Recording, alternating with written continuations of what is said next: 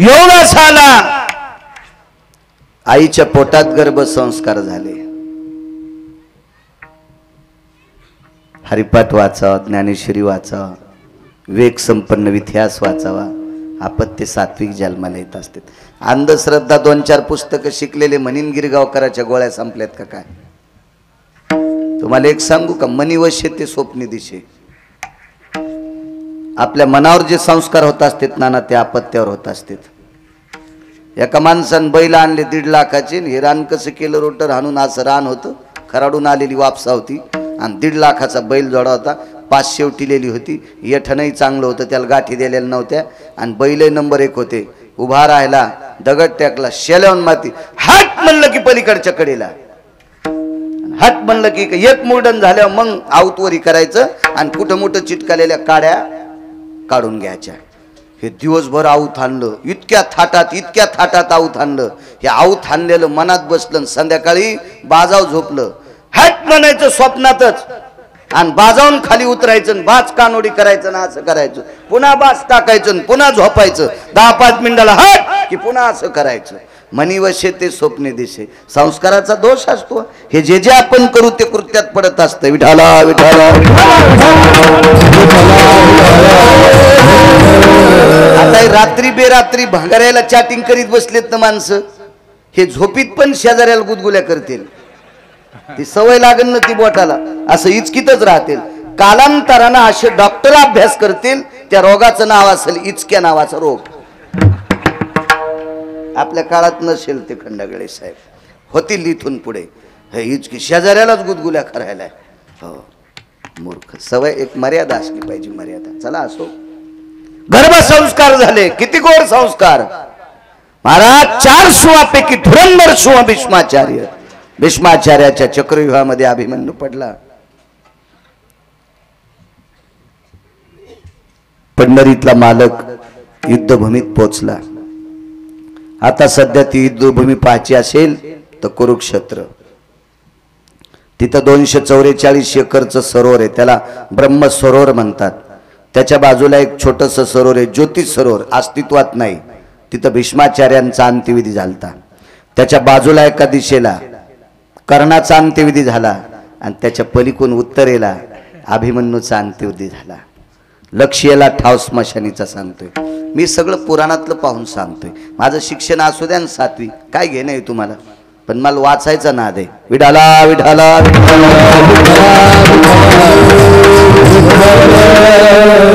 आता शिक्षण ते कमी शिकलो, ते आमची परिस्थिती तशी असेल. चला, आपलं नशीब खोटं, तिथपर्यंत शिकता आलं नाहीत. मी एका चपक्यात कलेक्टर झालो असतो. मला मेमरी कार्ड चांगलं दिलं. ह्या उसावाल्या ट्रॅक्टरवाल्याचे गाणे ऐकू ऐकू मी 450 पाठ केलेत. कितीच गोड मला शिव्या पाठ आहेत 200-250, पण देत नाही कोणाला. म्हणजे 5-7 बाऱ्या वाचिलं की पाठ होतंय.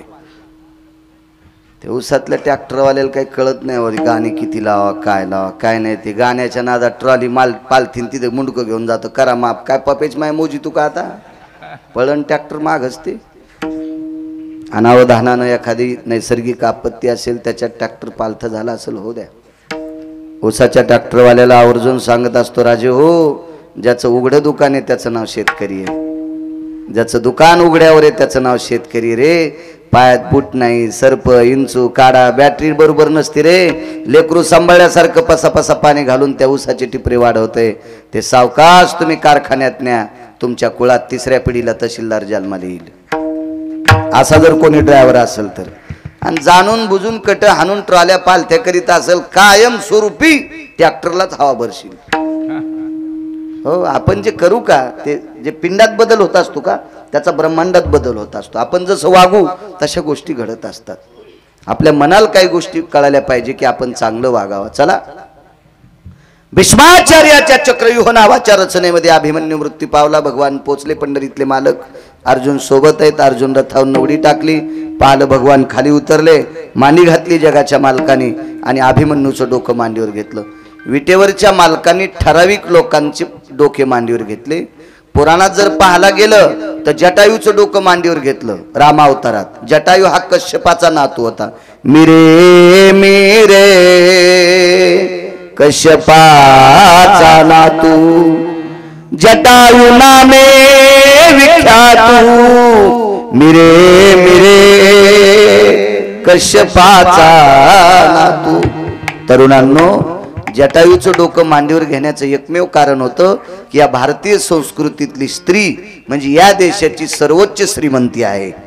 या पवित्र देशातली सर्वात मोठी श्रीमंती काय असेल तर या देशाची स्त्री आहे. ज्या घरी कुल स्त्रिया राज्य राणी व संपत्ती, या देशाची सर्वात मोठी संपत्ती काय असेल तर या देशाची स्त्री आहे. या देशाची स्त्री आहे. कल्पना करा, आबांसाठी बऱ्यापैकी लोकांच्या अंतःकरणात दुःखासाठी एक जागा निर्माण झाली की आबा थोडे कमी कालात गेले. आबा अशाच तडफदार कार्यामध्ये अजून 15 ते 20 वर्ष या सगळा व्यवहार अगदी काटेकोरपणानं सांभाळीत होते. पण एका आजाराने आबा लवकर गेले. सर्वांच्या अंतःकरणात कुठंतरी आबांसाठी एक थोडीशी जागा आहे. का की त्यांचं वागणं, त्यांचं सगळ्याशी बोलणं हे एक असं होतं. ते एक लक्षात घ्या, पंढरपुरातल्या मालकाच्या सुद्धा अंतःकरणात जटायूसाठी जागा होती. या पवित्र देश एवढे आबा आम्हाला आवडतात. बोलता बोलता राहिलो. आपल्या सर्वांच्या विषयी आबाविषयी तळमळ होती अंतःकरणात. मलाही फुलं टाकताना कस तरी वाटलं की काय आबा आपल्याला बोलायचे. आबांचं जाण्याचं वय नव्हतं. कसे गेले आबा. मग आज सगळ्यांना हेवा वाटेल अशी आबा ज्या माऊलीनं 9 महिने पोटात ठेवली ती माऊली किती मोठी असेल, ती आई किती मोठी असेल. रयतेचे राजा 9 महिने पोटात ठेवले त्या जिजाऊ आईसाहेब किती मोठ्या असतील. धर्मनिरपेक्ष महाराणा प्रताप पोटात ठेवले ती आई किती मोठी असेल. कल्पना करा. या विश्वातल्या 2 पातशाहीनं भगवान शिवजीची मंदिरं पाडली आणि पाळलेली मंदिरं ज्या माऊलीनं पुन्हा जीर्णोद्धार केला ती अहिल्याबाई होळकर सुद्धा 9 महिने पोटात ठेवल्या. त्या अहिल्याबाईंना पोटात ठेवणारी आई किती मोठी असेल. कल्पना करा. म्हणजे या देशाची सर्व ज्ञानोबाराय तुकोबारायला पोटात ठेवलं ही ती आई या महाराष्ट्रातली, या भारतातली आहे. म्हणून तुम्ही सर्वोच्च श्रीमंत काय देशाची श्रीमंतीची असेल तर या देशाची स्त्री आहे. अशा परमपावन या स्त्रीवर आलेलं आबरूचं संकट दूर करण्यासाठी जटायूनं स्वतःच्या प्राणाची आहुती दिली, बलिदान दिलं. म्हणून जगाच्या मालकानं जटायूचं डोकं सुद्धा मांडीवर घेतलं. अभिमन्यू तर शूर आहे, एक निधगावीर आहे. त्याचं डोकं मांडीवर घेतलं आणि प्रभू विचारत होते, काय अभिमन्यू. काय नाही मामा. मामा कोणी माहितीये का? पंढरपुरातला मालक. अभिमन्यूचा सख्खा मामा आहे, सख्खा मामा. मामाला भाचा मांडीवर पडल्या पडल्या बोलतो, मामा श्री काय नाही हो, 2-3 तासाचं आयुष्य पाहिजे, जयद्रथाचा शेवट करायचा. कारण जयद्रथाने अभिमन्यूला लात मारली होती. जयद्रथ कोण होता माहिती आहे? जयद्रथ आत्याचा नवरा होता. दुर्योधनाची बहीण जयद्रथाला दिलती आणि जयद्रथ हा आत्यमामा होता. मेहुण्याच्या पोराला लात मारली इतका हरामखोर जयद्रथ होता. महाभारतात 24 लोक हरामखोर होते.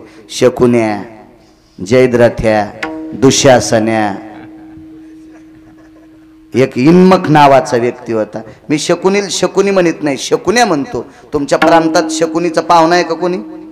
मग काय भीती आहे आपल्याला, काय भीती. हरामखोर होता शकुन्या. किती हरामखोर सांगू. स्वतःच्या लेकरा इतके बहिणीचे लेकर प्रिय असले पाहिजे. स्वतःचे लेकर किती आवडतात तितके लेकर बहिणीचे आवडले पाहिजे. आणि बहिणीच्या पोरायला पत्ते खेळायला शिकले या भाडव्यानं. म्हणून हे शकुन्या म्हणतो मी त्याला पत्ते म्हणजे लुडो नावाचा खेळ होता.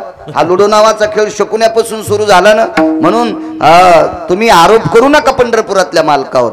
भगवान कृष्ण परमात्म्याने कौरव मारले नाही, अर्जुन पांडवांनी कौरव मारले नाही. कौरवाला मारलं कोणी?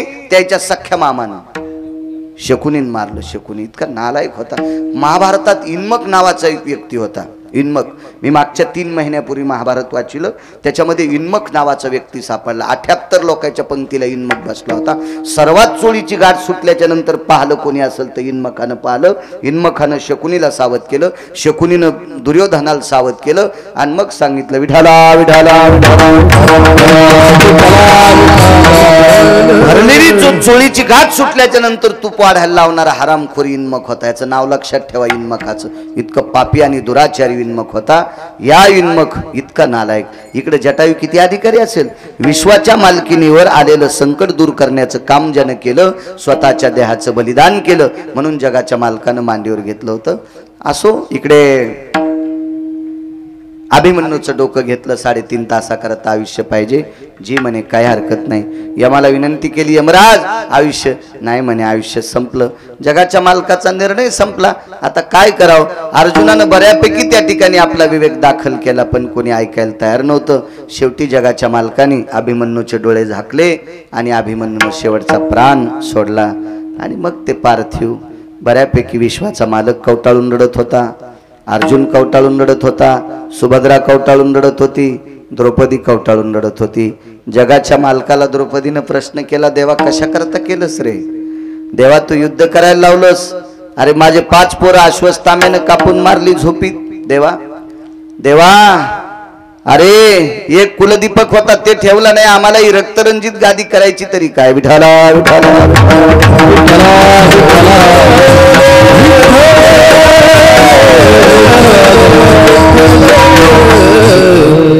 तिथल्या फुलाची एक कॅरी बॅग होती, ती पाकळ्या केलेल्या, ती एक कॅरी बॅग घेऊन या, आपण इथली ती फुलं देऊ आणि मग शेवटची आदरांजली आबांना समर्पित करू आणि मग आपण पूर्णविराम करू. बाकी मग थोडेसे कोणाच्या श्रद्धांजल्या होतील आणि मग प्रसादाचा कार्यक्रम होईल. त्यानिमित्त दशक्रियाचा भूदेवांच्या हाताने पिंड विसर्जित केलेला आहे. आजच्या 10व्याचा पिंड, उद्या 11व्याचा पिंड, 12वा पिंड, 13वा पिंड आणि 14व्या दिवशी उदक शांती विधी असं म्हणतात. त्याच्यानंतर मासिक श्राद्ध वगैरे बऱ्यापैकी अशा गोष्टी होत राहतील. त्या आपण सूचना देत राहू राहुल भैयाला, ते करत राहतील. तसा सात्विक व्यक्ती आहे आणि चांगल्या माणसांच्या सान्निध्यात आहे. आदरणीय उशे साहेबांकडं बऱ्यापैकी राहुल भैयांचं वास्तव्य असतंय, जाणं येणं असतंय. खूप मोठे दोघांचा एकोपा आहे. साहेबही फार कृपेचं सांगतात, त्याच्यामुळे आम्ही सांगितलेलं राहुल भैया टाळणार नाहीत. जो जो विधी आबांचा करायला लावू तो राहुल भैया करतील, यात काही शंका नाही. अभिमन्यूचं पार्थिव सर्वांनी कवळलं, प्रत्येकाच्या डोळ्यातून पाणी येत होतं. ते पार्थिव उचललं आणि ज्योतिष सरोवराच्या बाजूला चंदनाची चिता रचली आणि त्या चितेवर अभिमन्यूचं पार्थिव टाकलं. या देशाचा भरताच्या नंतर, राजा भरताच्या नंतरचा जर राजा कोणी झाला असेल तर त्याचं नाव धर्म नावाचा राजा आहे. आणि धर्माच्या नंतर गादीवर बसण्याच्या लायकीचा कोण असेल तर अभिमन्यू होता. पण अभिमन्यूचा योग संपला, परीक्षिती बसला नातू, अभिमन्यूचा मुलगा बसला, त्याबद्दल सोडून द्या. पण एवढा मोठा या भारत देशावरचा 3रा राजा ज्याला अभिमन्यू म्हणावं, त्याला सुद्धा गावाच्या बाहेर न्यावं लागलं. म्हणून मालक पहिल्या कडव्यात म्हणतात, झाला प्रेत रूप शरीरात भाव, वाटा फुलं वाटा वाटा वाटा वाटा झाला प्रेत रूप शरीरात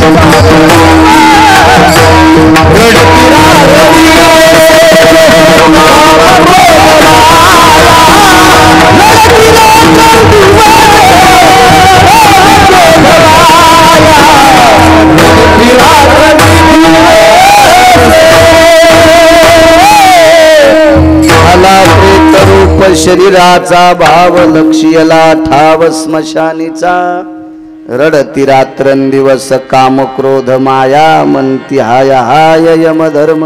आम्हालाही फुलं देऊन टाका. विठोबार कुमाई, हरी जय जय विठोबार कुमाई, विठोबार कुमाई, विठोबार कुमाई, विठोबार कुमाई, विठोबार कुमाई, बार कुमाई,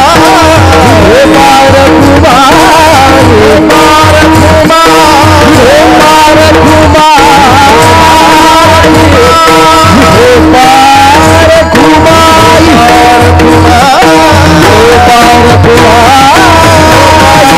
कुमाई,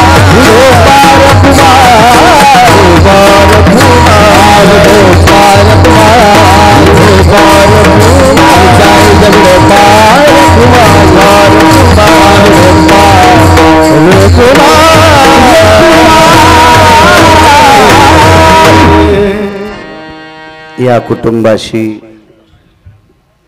अत्यंत एक नाविन्यपूर्ण स्नेह असलेले व्यक्तिमत्व राज्याचे विद्यमान मंत्री साहेब आदरणीय भुमरे साहेब सुद्धा या कुटुंबाच्या दुःखद प्रणालीच्या कार्यक्रमात साहेब आलेले, साहेबांना सुद्धा धन्यवाद। फार मोठा आबांचा व्यासंग होता, राजकीय क्षेत्रातल्या तळागाळातल्या सर्व लोकांशी आबाविषयी आबांच्या अंतकरणात ओलावा होता, स्नेह होता। आबांच्या या दशक्रिया विधीसाठी उपस्थित हा उसळलेला समुदाय, राजकीय क्षेत्र असेल, व्यापार क्षेत्र असेल, वैद्यकीय क्षेत्र असेल, शैक्षणिक क्षेत्र असेल, आध्यात्मिक क्षेत्र असेल, या सर्व क्षेत्रातून उपस्थित सर्व, माझा शेतकरी राजा असेल महत्वाचा, या सर्व क्षेत्रातून असलेल्या उपस्थित लोकांनी आबांना आजच्या दशक्रिया विधीची तिळांजली देण्यासाठी सर्वजण या ठिकाणी उपस्थित आहेत। भूदेवांच्या हाताने पिंड समर्पित केला। बऱ्यापैकी आता नाना प्रकारचे विधी असतात, मासिक श्राद्ध असतं, षण्मासिक असतं, पुढे एक श्राद्ध येतं, त्याच्यानंतर वर्ष श्राद्ध असतं, अशा बऱ्यापैकी विधी असतात। आपल्याकडे खुळचट कल्पना ज्ञानोबराय तुकोबरायच्या राज्यातल्या लोकांनी अशा गाफील कल्पना अंतकरणात आणायच्या नाही। आपल्याकडे माणसाचा अंत्यविधी झाला की एका ठिकाणी पीठ आणि राख ठेवतात, त्याच्यावर असं ताट फिरवतात, त्याच्यावर टोपलं झाकून ठेवतात, दिवा लावतात, कुठंतरी एखाद्या किड्यानं असं त्याच्यावर पाय हाणले की लोक म्हणते ते सर्पाच्या येवणीला गेला, किड्याच्या येवणीला गेला। हा पानचटपणा डोक्यात आणत जाऊ नका, हे आपल्याकडे नसतं।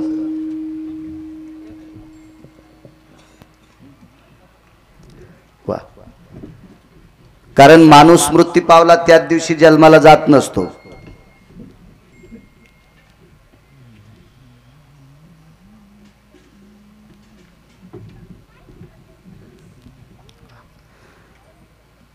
कारण माणसाचा पिंड ज्या दिवशी अग्नी समर्पित झाला त्या दिवशी त्याला जन्म भेटत नसतो। उपजे ते नाशे नाशिले ते पुनरपी दिशे, हा शास्त्राचा निर्णय, पण असं काही नसतं, त्याच्या पाठीमागं फार मोठं हे असतं।